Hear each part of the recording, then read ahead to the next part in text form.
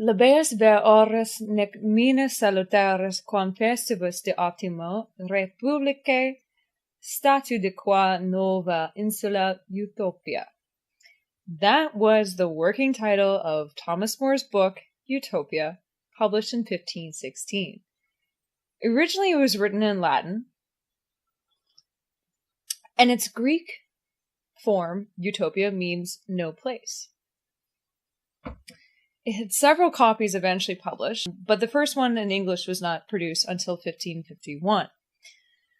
It is a voluminous work of 2 books. So the first being a discussion of 3 characters set in Antwerp between Thomas More himself, so it was very common at that time period for authors to actually write themselves into stories, and Raphael Hythloday, and a merchant known as Peter Gillis. They're discussing the issues of Europe at that time and the fact that it was monarchical societies basically all through Europe. And it's also a political comedy, basically.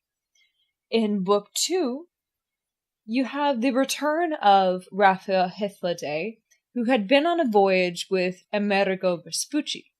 And Vespucci was the man that's credited for the name of America, had recently published a book in 1507 known as In the Four Voyages.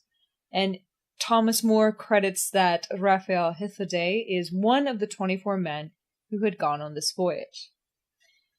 So the utopian society that Raphael Hythloday then describes to the other men is an island located near Brazil. It's a society that's self-sustaining, so they do not need to bring in imports from, anywhere else. It has 54 cities. Each city has 6,000 homes, and each home has about 10 to 15 adults per home. Men and women are equal in every way. And remember, this is published in 1516, so it was not a concept back then. Everyone ate in a communal eating, and they did have their own elected figures who then kind of, it's like each per 30 people, there was like a politician who then, et cetera, and it was a great society. They had no money, 0 money, which meant that there was no greed. So there was no concept of also frivolous jobs. So there was no bankers, there was no goldsmiths, and there were no lawyers because there was no crime. Although there was a little bit, like just a smidge of crime. People in Utopia, they were also highly educated, like highly, highly educated. So they were able to do more than one job, which meant that because everyone worked in like a communal setting, they all worked 6 hours per day. And they got the job done. And then on their spare time, they mostly spent it reading to further educate themselves. And they loved to go to lectures, which were most oftenly held before dawn. Because working hours and candles are expensive.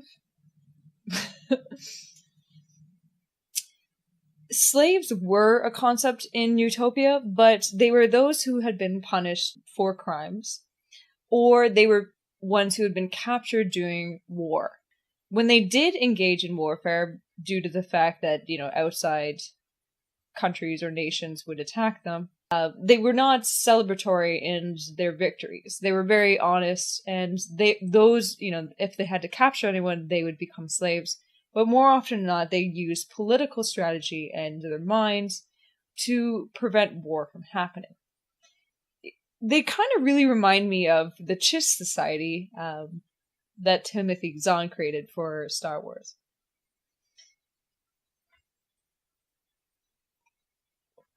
Those that were slaves as well, then you'd be forced to become a slave and be celibate for the rest of your life. Only children wore jewels. And when they grew up, they would then forfeit those jewels and give it to other children. So mostly everyone kind of like dressed similar, if not the same. Divorce was not a concept that was welcome there. But priests were allowed to marry because they did have religion. And as well that women could become priests once they were widowed. So it's a very interesting concept of his society, and the book was very popular once it was produced. Unfortunately, there are those who misinterpreted the story as like the Soviet Union and communists because they obviously missed the point.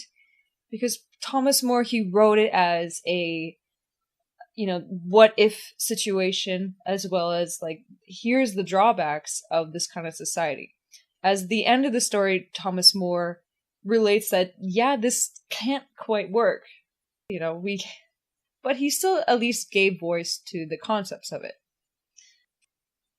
In 1529, Thomas More would become a counselor to Henry VIII, as he was, his popularity was growing and he was super intelligent. Henry VIII valued his companionship, but at the same time would soon punish him for it. When Thomas More openly opposed the Protestant Reformation and Henry VIII as the head of the Church of England, and when he also was like, I'm not going to your wedding to Anne Boleyn because divorce is not something that should be permitted, Henry quickly had him put under trial, and within 15 minutes the jury decided that he was guilty. And then on July 1st of 1535, he was executed. His last words were apparently, I die the king's good servant, but of God's first. Okay, all you had to do was say no. What's really nice about Utopia is that for those who have seen the film Ever After, the book itself is a really important role in the story for Drew Barrymore's character, having been given it to her by her father. She then later kind of does, because she's so in love with this book and really enchanted by the concept of it, has a really good speech that she gives to the prince, saying that if you suffer your people to be ill-educated and their manners corrupted from their infancy, and then you punish them for the crimes that their first education disposed them of, what therefore can you conclude that you first create criminals and then punish them for it?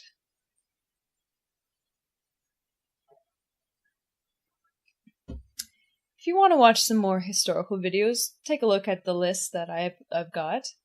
As well, if you want to hear some Star Wars content, you can listen to me on Legends Library on the Coffee with Kenobi network, or you can watch them here. So, please also check out my Twitter, Instagram, and Facebook, and my Patreon and my Steemit. To Thomas, a great writer, and killed way before your time. I also named a fish after him. It was a Blackmore that I called Thomas. Apparently that was quite on the nose, but I was like, how honestly do people know Thomas More? Whatever. See ya.